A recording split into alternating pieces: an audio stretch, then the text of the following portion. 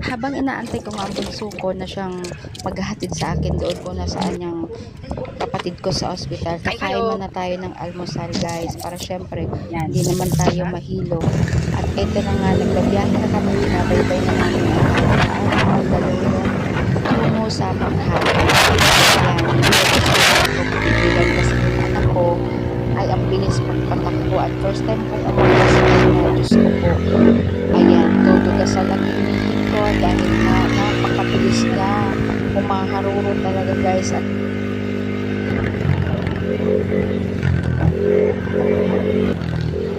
talaga naman parang malalaglag yung puso ko sa bilis magpatakbo.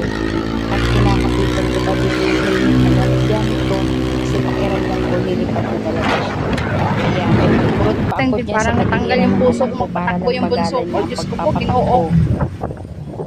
So ayun, dito na kami ngayon sa ospital.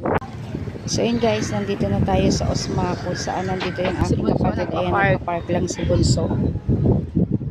Yan yung driver.